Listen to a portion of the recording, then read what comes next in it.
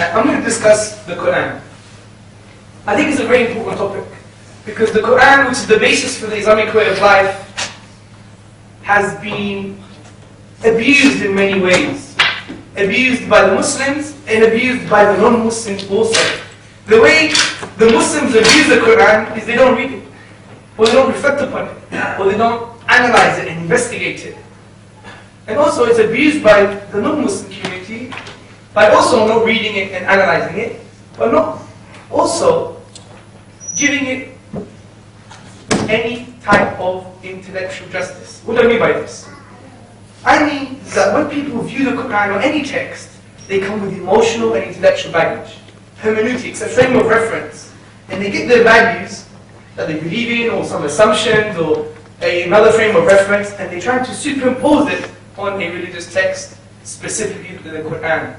And the way I approach this topic is that we must empty our teacup.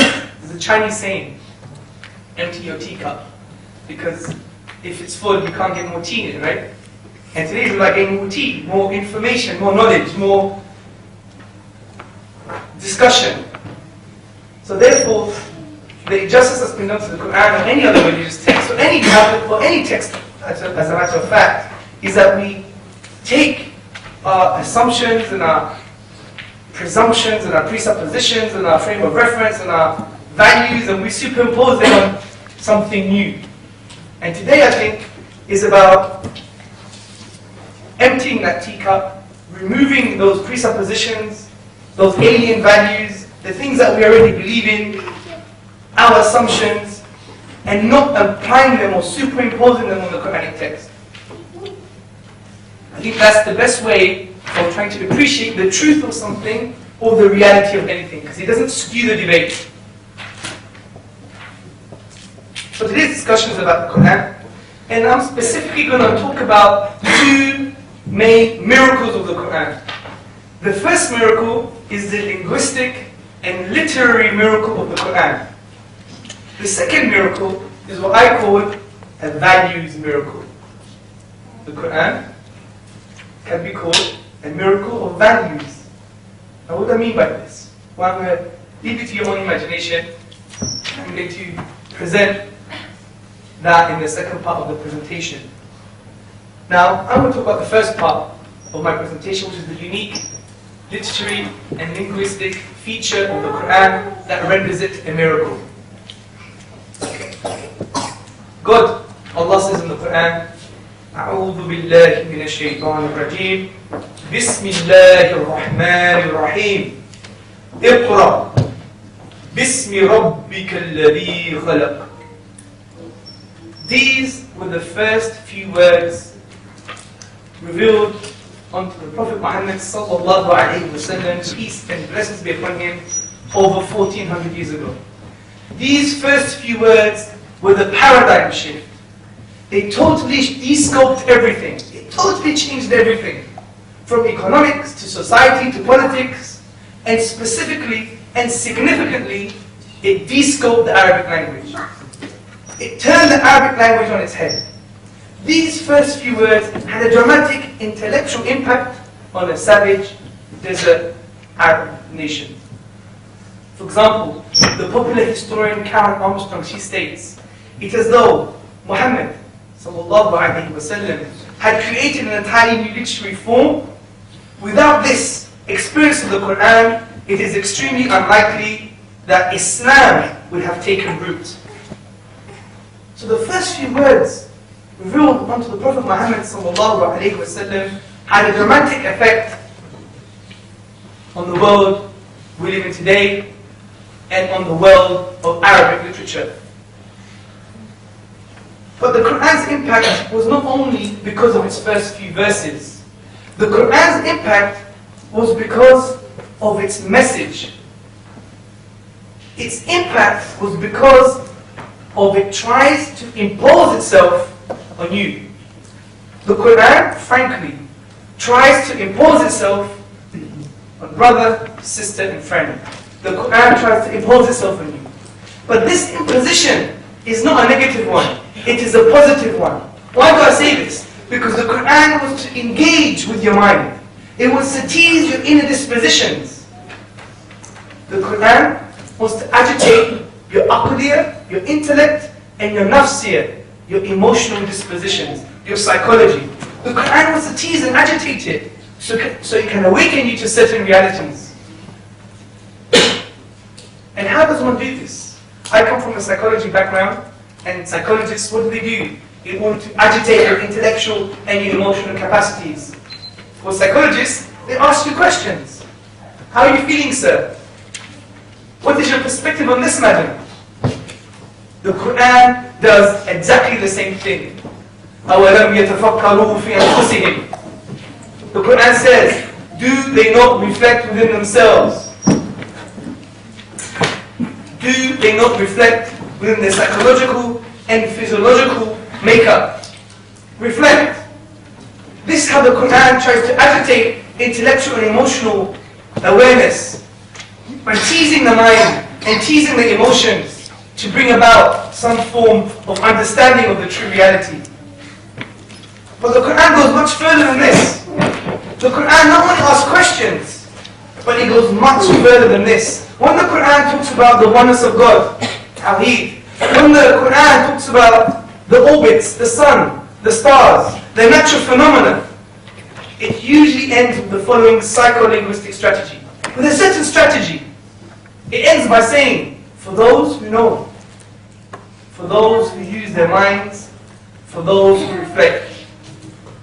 For example, the Qur'an says, كَذَلِكَ نُفَصِّلُ الْآيَاتِ لِقَوْمٍ يَتَفَكَّرُونَ.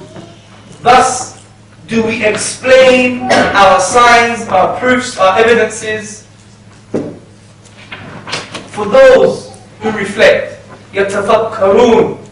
And this word reflect is not any ordinary word. It's been placed there for a specific reason, because it has semantic value. It has wealth of meaning. Because this doesn't just mean reflect. Oh, this seems very nice. There's many people in this room. No.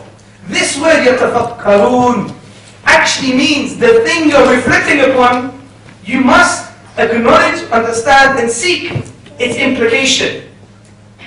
The thing that you're reflecting upon, you must understand and acknowledge the implication of the object that you're reflecting upon.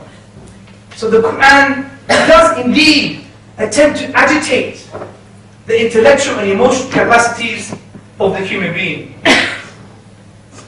But brothers, sisters and friends, the Qur'an goes even further than this. Further than even any secular textbook. Further than any religious textbook you have read. Further than any philosopher. Whether it's an ancient Greek philosopher or contemporary philosopher. The Qur'an goes much further than these texts, these knowledge claims. Why do I say this? I'm not a blind faith fanatic. So why am I saying this? I'm saying this because the Qur'an actually poses a falsification test to the whole of humanity. A challenge. An intellectual challenge.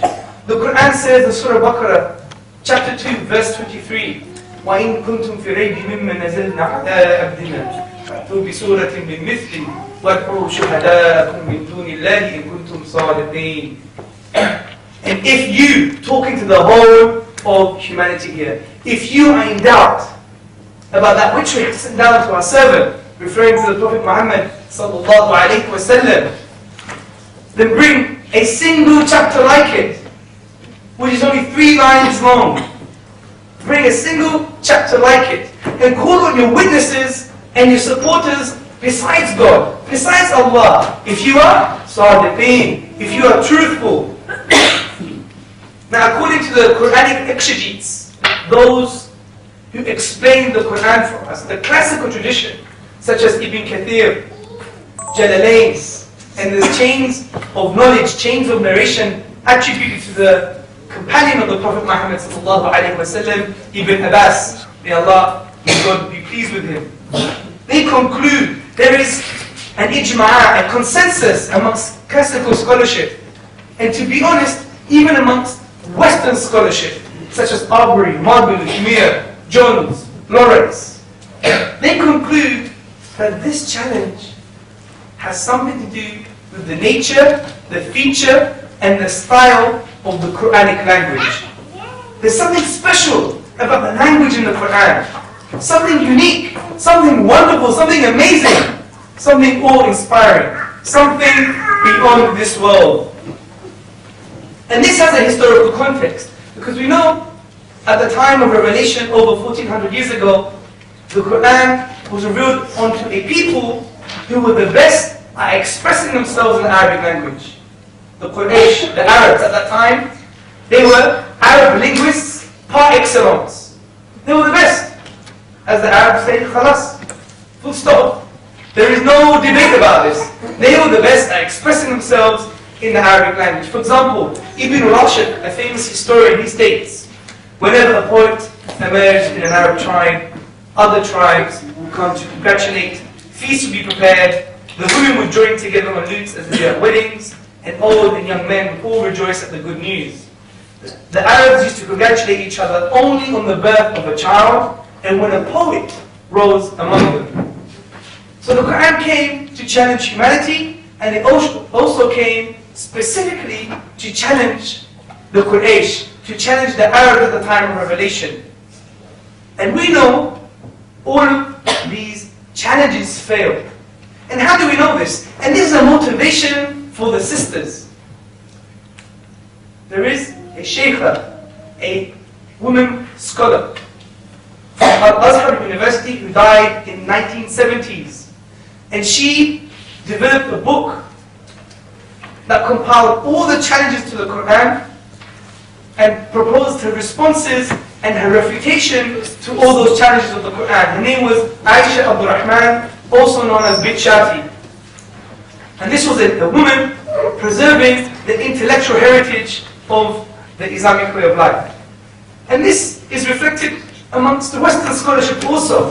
Foster Fitzgerald Arbuthnot, who was a notable British Orientalist and Arabist, he states, and though several attempts have been made to produce a work equal to it, referring to the Qur'an, as far as elegant writing is concerned, none has yet succeeded.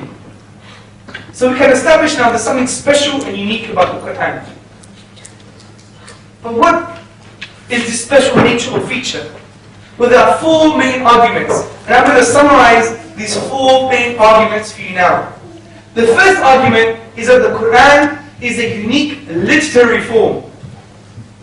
Its structural features, the mechanics of the Arabic language, are unique in the Qur'an.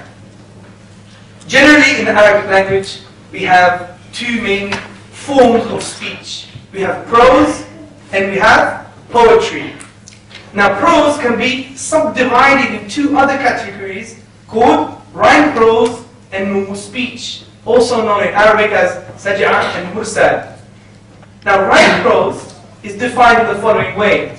It has an end rhyme, it has a rhythmical pattern based upon the accent rather than the syllables. For example, in the English language we have nursery rhymes, and they're based upon accent rhythms, accent-based rhythms. An example is, black sheep, happy little. You see, that's based upon the accent of the rhythm rather than the syllables. And finally, the definition of rhyme prose or saj'a is that it has a concentrated use of rhetorical features. So that's rhyme prose. Mursal, straightforward speech, is just like the speech I'm talking to you today, to excite some form of awareness or intellectual activity in the masses. Now there's poetry. Now Arabic poetry is very mathematical. Its definition is as follows. It ends with a rhyme, and it has a syllable-based rhythmical pattern. And these rhythmical patterns, called the al-bihar, bahar, are 16 or 17.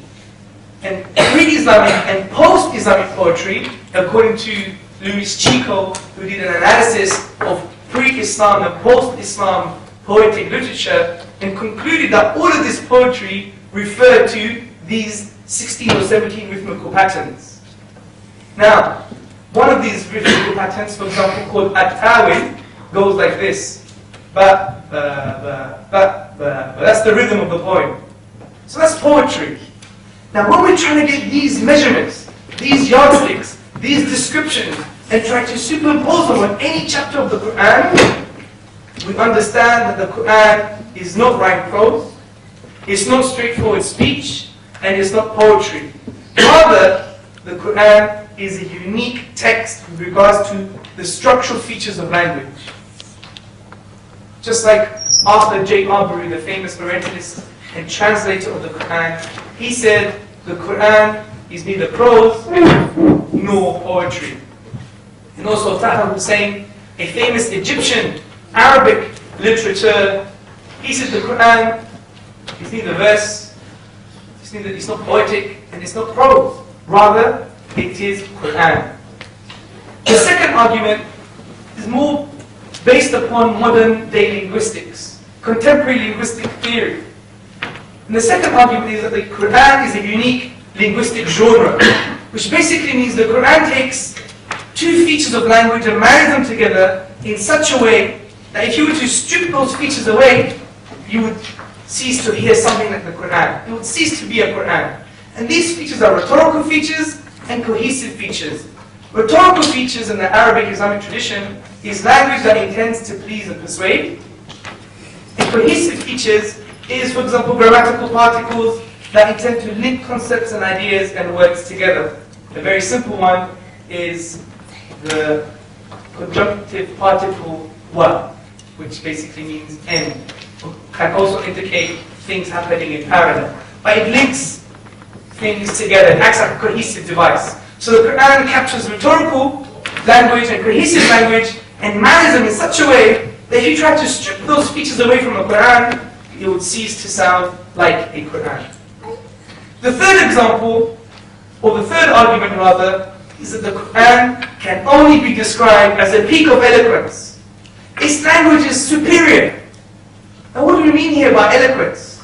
We mean the most perfect delivery, the most perfect communicative effect, and also the most perfect choice and arrangement of words, letters, grammatical particles, and sounds. Let me give you an example. Let me take just the shortest chapter of the Qur'an and just the first verse of the shortest chapter of the Qur'an to show to you that the Qur'an is indeed a literary masterpiece and it has miraculous eloquence. This is the first verse of the shortest chapter of the Qur'an. Allah subhanahu wa ta'ala says in the Qur'an, أعوذ بالله من الشيطان الرجيم إِنَّ أَعْطَيْنَاكَ الْكَوْثَرَ. Indeed, unquestionably, verily, we have given you, referring to the Prophet Muhammad sallallahu alayhi wa sallam, the abundance, al-Kawthar. Now we know this chapter came as a result of the Arabs at the time of the Prophet. They were degrading him, they were abusing him, they were boycotting him. And we also know it came specifically because the sons of the Prophet Muhammad sallallahu alaihi wasallam had died. So they abused him, calling him abtar. You are cut off, you have no lineage, you are nothing. So this chapter came to console the Prophet Muhammad sallallahu alaihi wasallam. And just look at the first verse, just to scratch the intellectual surface a bit, just to show how this first verse is indeed a peak of eloquence. So the Quran starts, Inna a'tainaka al-kawthar.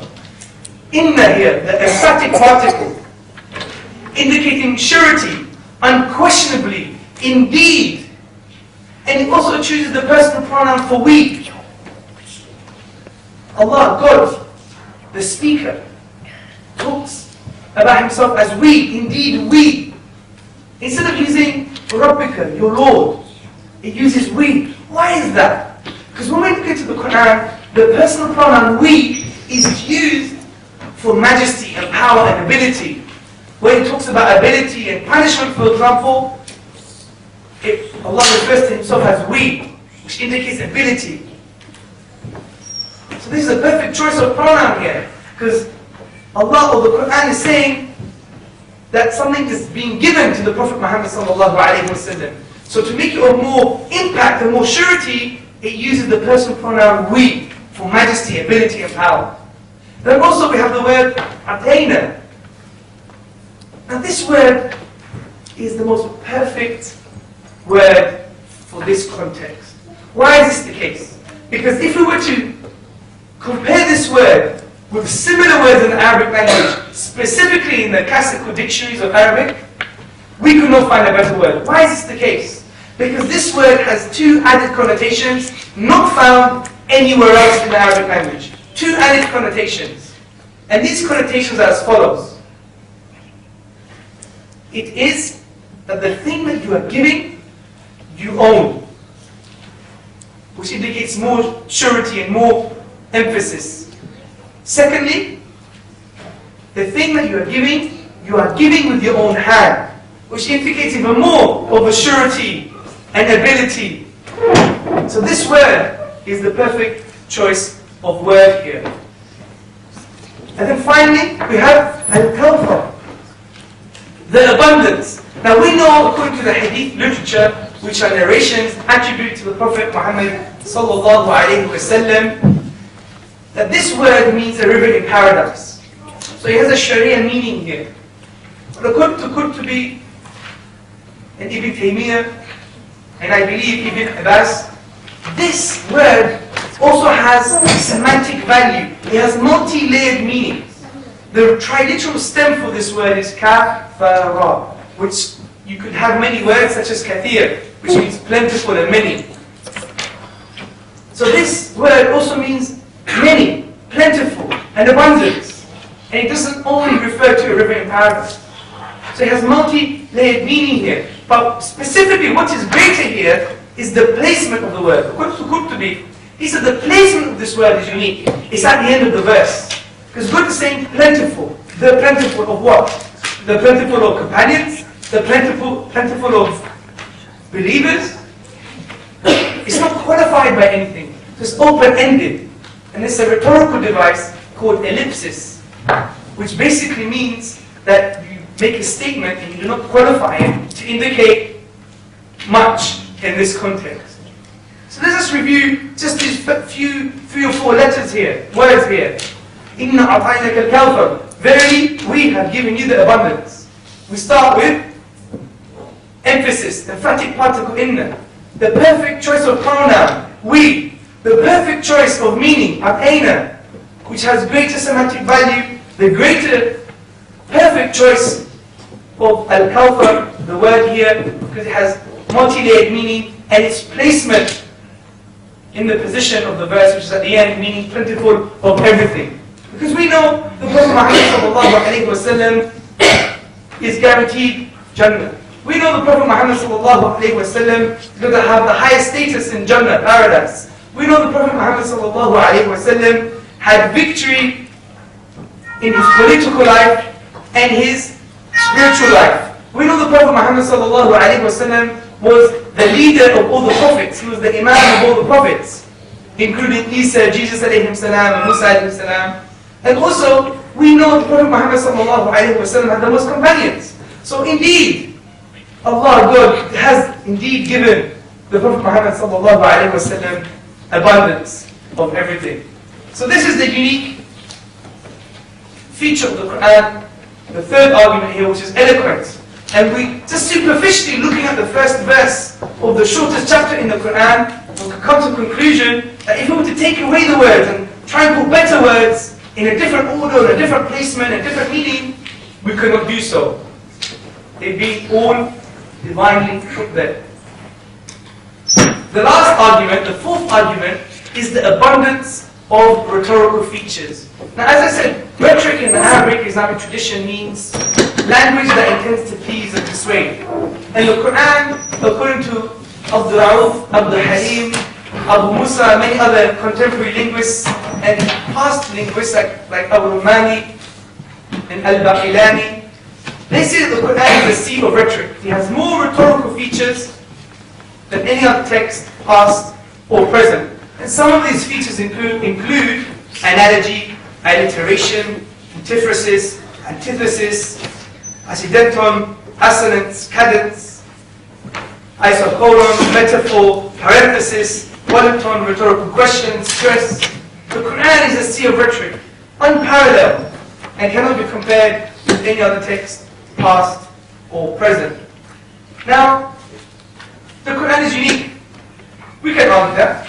We come to the conclusion that the Qur'an is unique. It has some special features. Unique literary form, unique linguistic genre, it's a peak of eloquence, it's a sea of rhetoric. It's unique, it's unparalleled. But how does this make it divine? How does this make it divine text? I'll ask you this question. How does the Qur'an be unique, make it a divine text? Let me give you a challenge here. Shakespeare is known to have very unique works in the English language. And Shakespeare is a human being, but his work is unique.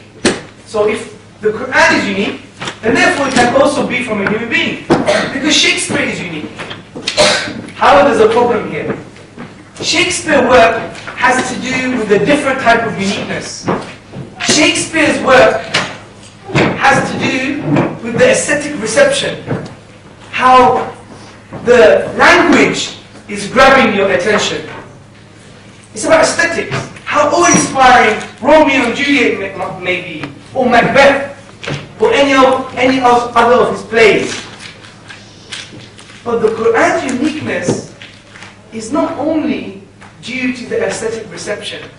The Qur'an's uniqueness is about the structural features of the text. There's a big difference here. Because Shakespeare's work wasn't in a unique structural feature. Shakespeare's work was in a feature called the iambic pentameter. And the iambic pentameter in the English language was used by many. For example, Christopher Marlowe as an example, one of his contemporaries. So there's a difference between Shakespeare's uniqueness and the Quranic uniqueness, because it has to do with the structural features of the text. So still, how does it make it divine? How is the Qur'an from God based upon what we've just said? Well, there's two ways of finding out. There's two ways. The first way is using something called rational deduction, and the second way is the philosophy of miracles. Let's talk about the first way. Now, rational deduction, or what is known as logical deduction, is the thinking process where you take a universally accepted statement, and from that, you make logical conclusions. Now, in the context of the Qur'an, what is the universally accepted statement amongst Eastern and Western scholarship? It's very simple. According to Eastern and Western scholarship, such as Abdul Halim, Abdul Rauf, Abu Musa, Anthony Jones, Bruce Lawrence, Arthur J. Arbery, Hamilton Gibb, Margaret Mir, all these Orientalists and Arabists, they conclude, there is a consensus at Ijma'a, that the Arabs at the time of revelation, who were best placed to challenge the Qur'an, failed to challenge the Qur'an. This is the universally accepted statement. I repeat, the Arabs at the time of revelation, who were best placed to challenge the Qur'an, failed to challenge the Qur'an. This is the universally accepted statement. Now from this, together, let's make some logical conclusions. First logical conclusion. Could it be from an Arab? No, it can't, because the best placed Arabs could not produce it. And the Arabs today have undergone a phenomenon called linguistic degeneration. The language today is not as rich, but it's not used in its richness as it was 1400 years ago. There's been a linguistic degeneration. The second point then, the second logical conclusion. Can it be from a non-Arab? Of course not, because you need to know the Arabic language. Third logical conclusion. Therefore it must be from God. Wait a minute, Mr. Hamza Tzortzis. Too fast. What if it's the Prophet Muhammad? Peace and blessings be upon him. Some people claim that he was a genius. There are 8 reasons why the Qur'an, from a linguistic and literary point of view, why it could not have come from the Prophet Muhammad sallallahu alaihi wasallam. First reason, he was also an Arab, and the best Arab at the time failed to challenge the Qur'an. Second reason, the literary character of the Qur'an, the emotions in the Qur'an, are antithetical to the emotions experienced by the Prophet Muhammad sallallahu alaihi wasallam in his prophetic career. In his 23 years of his prophetic career, we know that he underwent boycott, oppression. His beloved wife Khadija died. His children died. His Sahaba, his companions, were tortured and murdered and killed. And all of this emotion is not reflected in the Qur'an. Rather, the Qur'an always remains in the divine voice. The literary character of the Qur'an is not in line with the emotion of the Prophet Muhammad sallallahu alaihi wasallam experienced. If he was the author, then surely some of that emotion would trickle through. It is a psychological impossibility for any author, specifically revealing a text of a 23-year period, would not reflect some of those emotions, especially if his prophetic career was such an emotional roller coaster. Third reason, the hadith, the narrations attributed to the Prophet Muhammad sallallahu alaihi wasallam are totally different from the Qur'an. They're two different distinct styles. And it's also a psychological impossibility to utter two distinct styles over a 23-year period. Now someone may argue, what about a poet? A poet utters his normal speech and his poetic speech throughout his career. I agree, but poetry and normal speech share structural similarities, whereas the Qur'an is distinctively, structurally beyond any of the forms that we know. Fourth argument, which is a very interesting argument, is arrangement. What do I mean by this? Well, let's take Surah Buckner, chapter 2 as an example, which was revealed over a 9 or 10-year period. Now Surah Buckner, the chapter of the cow, was revealed for specific times, in specific places, over 9 or 10 years. However, Surah Buckner is structurally coherent, which basically means it's a chapter that has literary coherence. It's not a jumbled mess. It's actually coherent. If we read Neil Robinson's book, The Quran, a contemporary approach to the text, we see a very interesting analysis on how the largest chapter of the Quran, Surah Baqarah, is a coherent text. Now the argument is this. If Surah Baqarah was revealed over different times and different places for specific circumstances, then how can it be collected to be a coherent text? Surely, if you start the conclusion, then you start with the introduction, then go back to the conclusion, then start writing the main part of your essay, it's going to be a jumbled mess. And specifically, if these parts had to do with things that were happening in the future. So this only indicates that the author must have known the future. Because it seems that Surah Baqarah was already written before it was revealed in specific places and specific times. So this arrangement theory actually shows that it could not have come from the Prophet Muhammad sallallahu alaihi wasallam. The fifth reason why the Quran can't be from the Prophet Muhammad sallallahu alaihi wasallam is because any human expression can be imitated, as long as we have the blueprint of that expression. For example, Shakespeare's work, as an example, can easily be imitated because we have the blueprint to his work. That's why some of the English scholars, they say that Christopher Marlowe was actually the author to some of Shakespeare's work. Just like some art. So we have this art form called post-impressionism. It's a form of art. And because we have the art today, we can easily copy it and replicate post-impressionism. But the Quran still cannot be replicated, even though we have the blueprint, which is the Quran itself.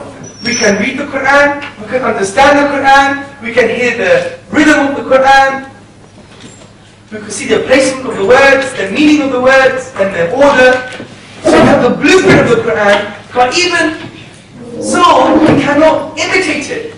But yet with any human expression, if we have the blueprint, we can't imitate it.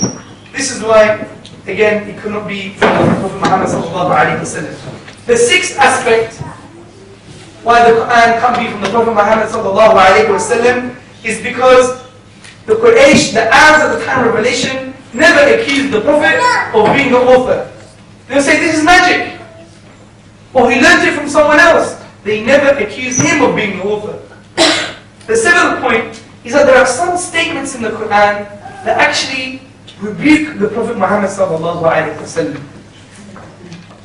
And according to that political environment, it would be seen as a politically naive thing to do to rebuke yourself if you want to gain leadership and authority amongst your peers and contemporaries.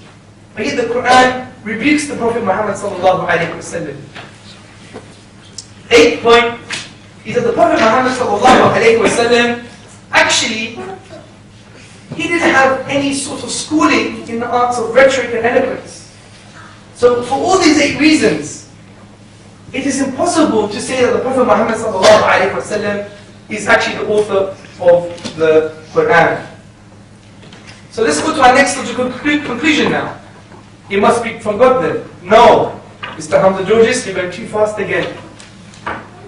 Some people claim, some people from the Christian community and other peoples of different philosophical tendencies, they say that the Qur'an then could come from a higher being, like a jinn or shaitan, the devil. There's a problem with the argument though. There's a big problem with it. Because for someone to claim that the Qur'an, although it is an ingenious piece of work, but it came from the devil or it came from a jinn, there's a problem. Because I ask the questioner, dear questioner, how do you know jinns exist and the devils exist? Why, Mr. Hamza Tzortzis? It says it in the Qur'an itself. Also, you believe in the Qur'an, do you?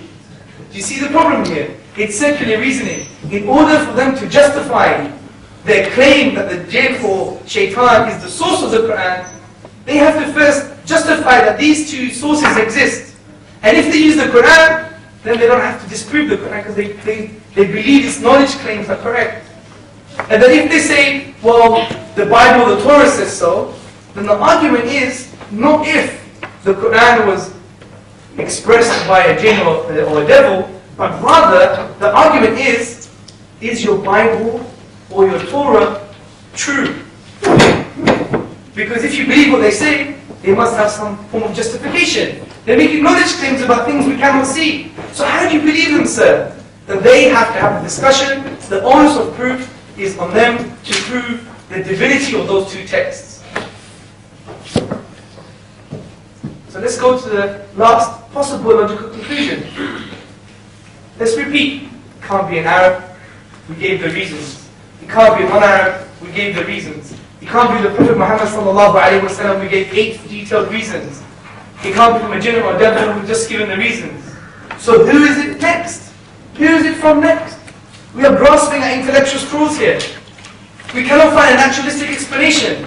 Therefore, it is from something that we know exists for those who believe in a God. It is from the Creator. This is the first way of acknowledging that the Qur'an is definitely from the Creator. But there's also another way, and it's called the philosophy of miracles. Now, what is a miracle? Now, generally, the very ironclad perspective on miracles, the old view on miracles was that it's anything that goes against natural law. And what is natural law? Natural law are our perceived patterns of the universe. But there's a problem with that old description. The problem is what if that deviation of that pattern, or the thing that went against the natural law, what if it is still part of the pattern? It's not a very coherent way of viewing miracles. Because we could just say, if it happened, then it's not a miracle, because it's still part of the pattern. I'll give you an example. Many years ago, they saw this planet. It's called Mars. And Mars goes around the sun, like this. After a few more years, they saw another planet. And it went around the sun like this. So, the perceived pattern is that they're all doing elliptical orbits. However, when they finally went to see Pluto, it went inside Uranus' orbit. It wasn't elliptical anymore. Does that mean it's a miracle? No. is still part of the pattern because we're observing it. So things that goes against natural law, which is only our observations of the universe, may still be part of the pattern. There could be exceptions. So that understanding of miracle is incorrect. However, the more modern, contemporary philosophical understanding of miracle, for example, according to William Craig, an infamous philosopher, he says that miracles are actually acts of impossibilities. Things you just cannot explain naturalistically. And he says it in the following words: a miracle is an event that lies outside the productive capacity of nature. What does this mean? I use this bottle as an example, yeah? This bottle is made of plastic. There's some water in it. Now, if I take the lid away from the bottle, you still have a lid, and you have a bottle. And if I put the lid back on the bottle, you have the lid with the bottle. And now, if I went like this, and voila, I created the brother here. You'd be like, no, that's impossible. Exactly. And I'm going to give the example of the Qur'an now. We have the Qur'an, which is unique. To explain the uniqueness of the Qur'an, we have to go to the language of Arabic. So we go to the language of Arabic. Finite 28 letters, finite grammatical rules, a limited set of numbers, of letters and words and grammatical rules. And when we put them in combination, we exhaust all the combinations, we can't produce the Qur'an. So it's an impossibility. Because we've tried all the combinations, but we cannot produce the Quranic structure. So it's the event, the nature of the Quranic language, which is the Arabic, can't explain the uniqueness of the language in the Qur'an. It's an impossibility. Surely it must do. Just like this, you saw me do an act here and I shook the bottle and look, there's a human being. You saw the nature of the event, which is this, and the event is the brother being produced. But this is impossible because when we try and analyze the bottle and water and plastic, you can never ever get a human being. C'est impossible, as the French say. Impossible. But yet the event was here, the nature of the event is here, and the event is over there. We can't find a logical link or any rational link, no naturalistic explanation. Just like with the Qur'an. The Qur'an is unique. It's a unique linguistic event. When we go to the nature of that event, the Arabic language, and we exhaust all possibilities, we're scratching our head, we're trying to understand how this happened, and yet we could never produce anything like the Qur'an. So we can't have a link between the Qur'an and the Arabic language. But yet, the Qur'an is made of Arabic language. So it's an act. It's an event that's impossible. It's an act of impossibilities. So going back to the original definition, if a miracle is an event that lies outside the productive capacity of nature, then surely the Qur'an is also a miracle. Because the Qur'an lies outside the productive capacity of the nature of the Arabic language. So using two methods, rational deduction and philosophy of miracles, we can only conclude that the Qur'an is definitely from the Creator. Let us listen to some Western scholarship.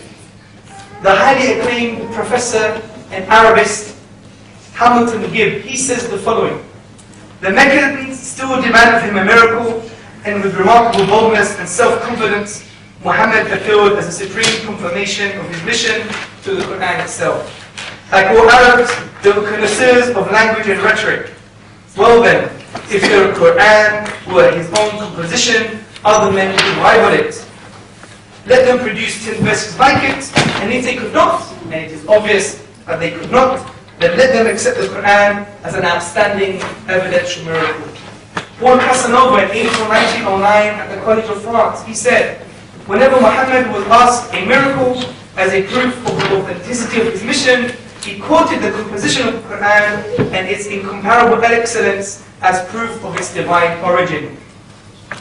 Professor Bruce Lawrence, he says in his new book called The Qur'an, a Biography, in page 8, he says, Quranic verses, Quranic signs are expressive of an inexhaustible truth.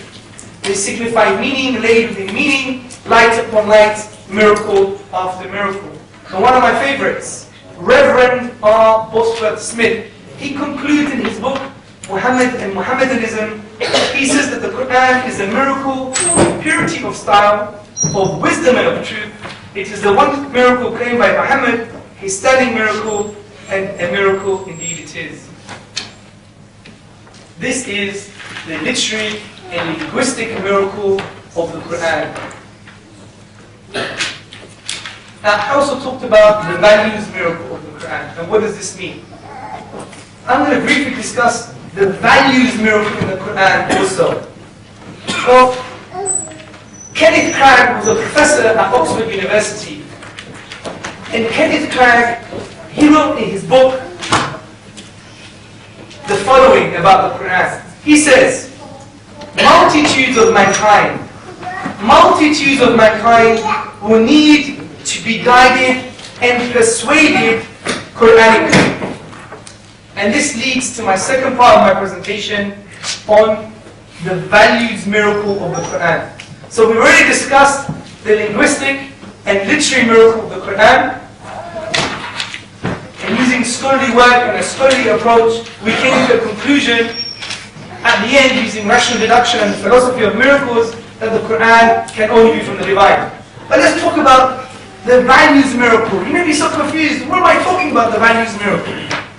Anyone know what I'm talking about? While I drink my tea very quickly. Put your hand up.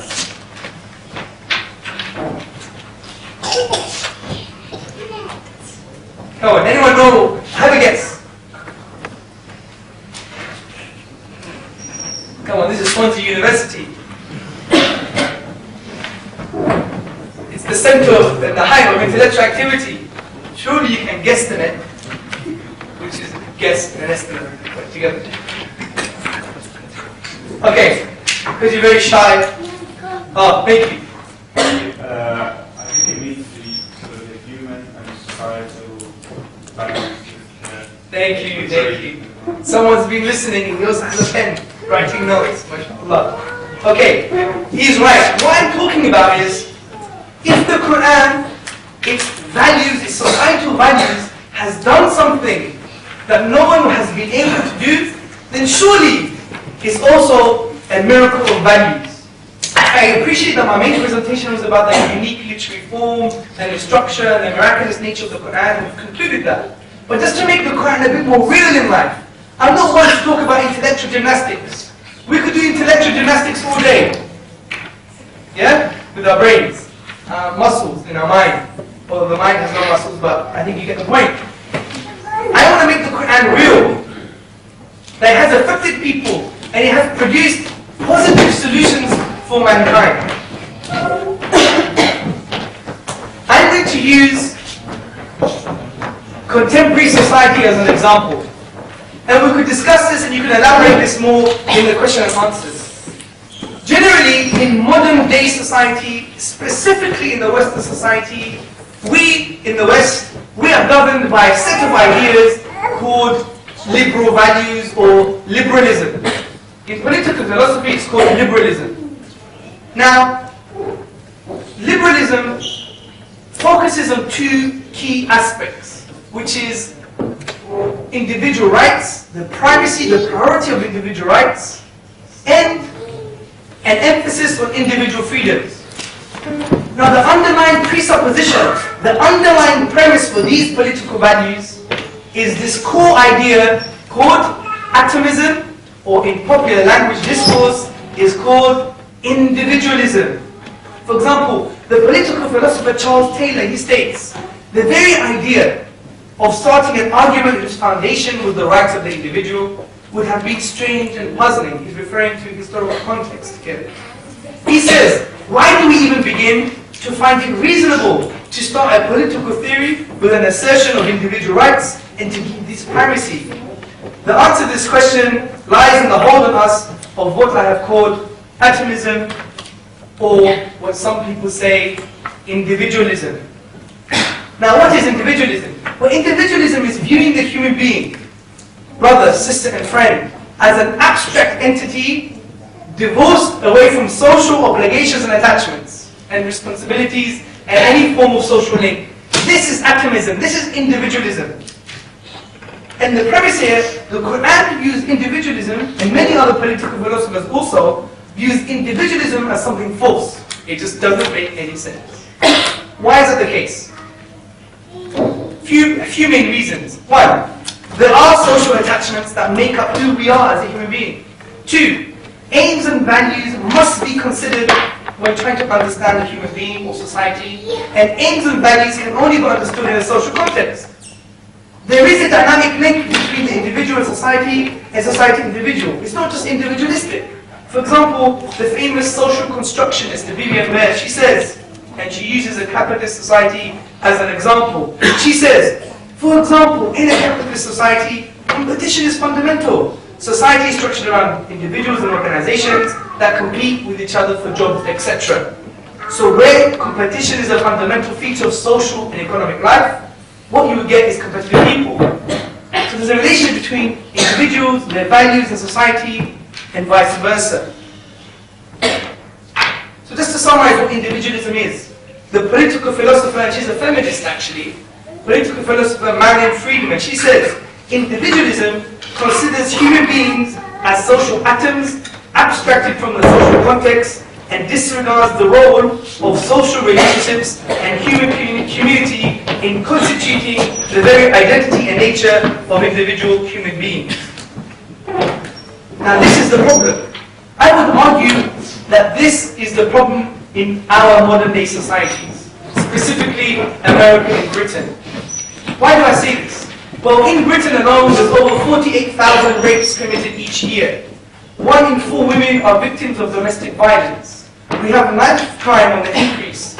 Murders in London specifically are on the increase. The statistics are going towards astronomical levels. We had the tragic story of baby P that was abused and tortured for 17 months, the first 17 months of its life, and it was found dead with a broken back and broken ribs.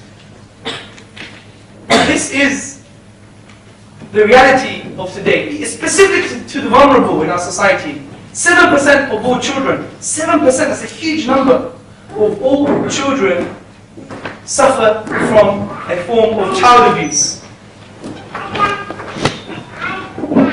And social breakdown. A judge, Justice Coleridge, he has to say the following. The social breakdown is on a level, it's on a scale, depth and breadth, which few of us could have never imagined a decade ago. It is a never-ending carnival of human misery, a ceaseless river of human distress. And if anyone were to read the current February 2009 Children's Society report, it concluded that the US and Britain, the main liberal societies that propagate liberal values, have got the worst record for the well-being of children, even if you compare that to third world states and nations. There's a problem. And you know what it said in this report, in the Children's Society, which was advertised on the BBC and on the news? It concluded that the reason for this is excessive individualism. Something that I'm talking about today, which is the premise of liberalism. Now I would say the Qur'an is very unique in this way because it doesn't have a false premise. It views society in a very specific way. It says that the individual affects society and society affects the individual. And there must be a symbiotic relationship. And this is best described in the hadith, a narration attributed to the Prophet Muhammad ﷺ in the following way. The Prophet ﷺ described society as such. Society is like a boat. And in that boat, there's an upper deck and a lower deck. And the lower deck, in order to obtain water, needs to get it from the upper deck. But all of a sudden, and I'm ad-libbing here, all of a sudden, the lower deck want to become individualistic. So they make a hole in the bottom deck, and what happens to the boat? It sinks, i.e. social breakdown. So the Prophet Muhammad ﷺ is telling us that there's a relationship between individuals and society, and it must be structured in a certain way. And it's structured in the Quranic view by propagating cohesive values, because individualism is a non-cohesive value. It doesn't bring anyone together, it doesn't create ideas that are positive or create positive behaviors. But the Quran seeks to propagate justice, mercy, compassion, empathy, distribution of resources. Now someone may argue, these are liberal values too. Yeah, they may be. But the Qur'an doesn't create competition between non-cohesive values and cohesive values, such as justice and mercy. And I'm going to use history as an example of the proof of my thesis here. Because today I would argue that there is no nation that is propagating Quranic values. For example, many people claim Saudi Arabia is propagating Quranic values. I would disagree. Because if we look at its economy, it's capitalist. If we look at some of its political model, it's fascist. So it's capitalist fascist. Many people may argue.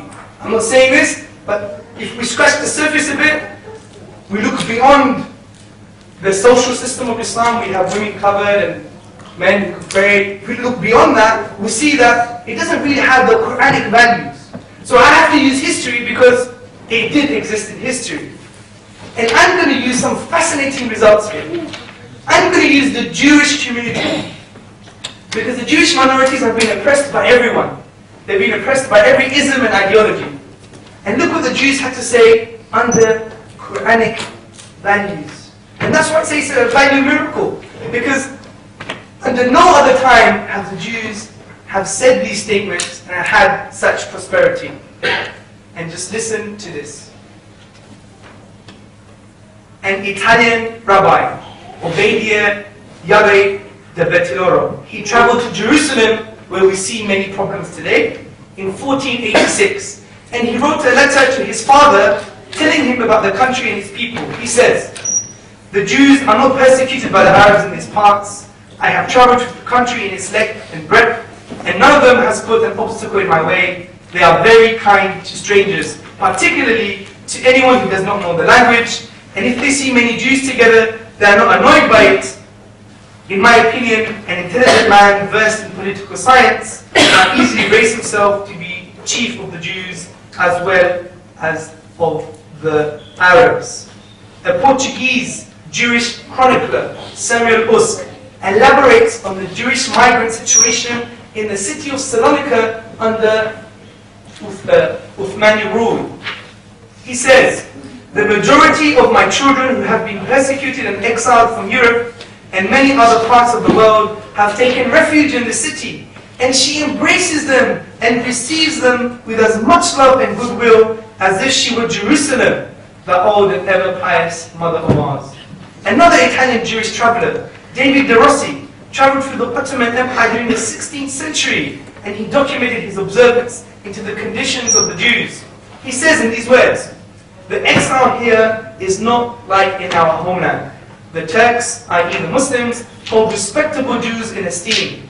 Here in Alexandria, Egypt, Jews are the chief officers and administrators of the customs and the king's revenues. No injuries are perpetrated against them in all the empire." And we have a whole list. I could go on and on and on what the Jewish community have said under the Quranic values. For example, Benjamin of Toluda, a Spanish Jew who traveled to Baghdad, which will see more problems in the year 1168. And he described the situation of the Iraqi Jews in these words.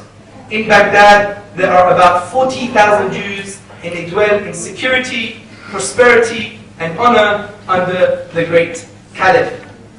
And also, we have even more statements. For example, Zion Zohar, he was a modern Jewish historian, and he says, "Thus, when the Muslims crossed the Straits of Gibraltar, the Jews saw them as liberators from Christian persecution." And I believe this is directly as a result of the Qur'an, and I can't speak about all the verses in the Qur'an, but let me talk about one specific verse that summarizes its political value with regards to people like the Jews. It says, "O you who believe, be steadfast witnesses for God in justice, and let not the hatred of others,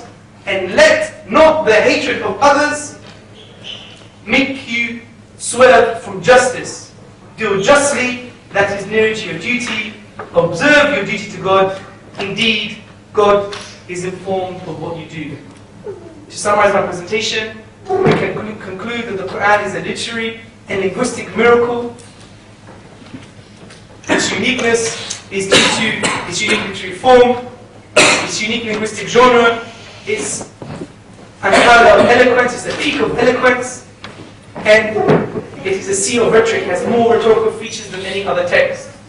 Its uniqueness is particularly amazing because to do with the structural features of a text and not just the aesthetic perception like Shakespeare, rather it goes beyond that. And we can prove this from the divine using two approaches, rational deduction and the philosophy of miracles, which we discussed. And also, the second part of the presentation, we said the Qur'an is a values miracle, because its values, in contrast to the premise of liberalism, which is individualism, atomism, which views the individual disassociated from a social context, and we can see by the statistics, and even the Children's Society report has told us that it's to do with liberal values that we've had this social breakdown. About 1400 years ago, we had the set of values that were revealed to us that actually made the Jews say what they had to say across centuries, which is unparalleled historically and contemporary in any other society. So we can logically conclude that the Qur'an is indeed from the Creator. Anything that I have said that is wrong, negative, offensive, has come from my nafs, my ego, and shaitan, Satan. Anything that I have said is good and positive, indeed, unquestionably, has come from Islam, come from Allah, God. So I end, Alhamdulillah Rabbil Alameen. Unquestionably, indeed, without a doubt, all praises are due to Allah, due to God. Thank you very much for listening.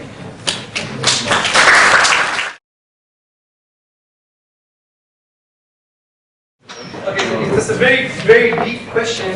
The brother was saying, why hasn't the Muslims today abandoned the values of the Qur'an? It's a huge discussion. I'm just going to summarize it in one way. Because of the eventual decline of the Muslims as a result of not adhering to the Arabic language, not referring to the source text of Islam, to the Qur'an and the Sunnah, which is the way and the path of the Prophet Muhammad, and not referring to the Qur'an with regards to individual and societal matters, they started to decline. And then they declined even further because they thought there was this emerging nation called, Western liberalism, if you like, and the Enlightenment, and they said that must be good, so therefore whatever they have, we must superimpose it onto the Qur'an, and that was the problem. So in a way it was because of the absence of the Islamic values, that's why it declined.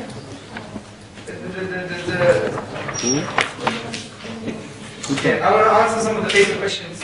I'm rushing this because I have a train to catch. Can you argue the Qur'an has been copied from the Bible or the Torah? People have argued that before. It's a very old, outdated, regurgitated Orientalist argument. To even substantiate that claim, you would have to argue that the Prophet Muhammad had a library of Alexandrian proportions, this size. And not only did he have a library that size, but every time he chose a book to get a specific knowledge claim, he had to correct the book at the same time as well, which was highly impossible. I mean, it's irrational to say similarity means copying. It doesn't make any sense. That's an irrational claim. And when we do look at the certain claims of the Qur'an that may be similar to the Bible, we always see that the Qur'an corrects the Bible from contemporary historical works.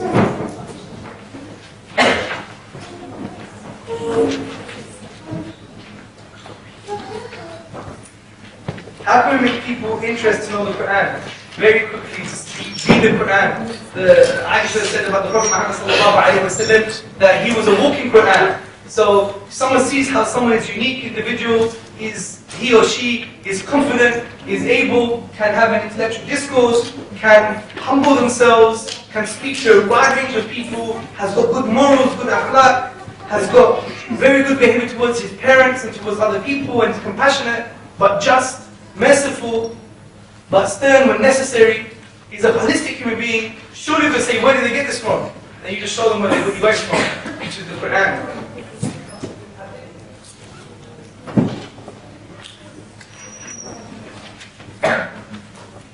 How did Muslims in the West overcome the disease of individualism?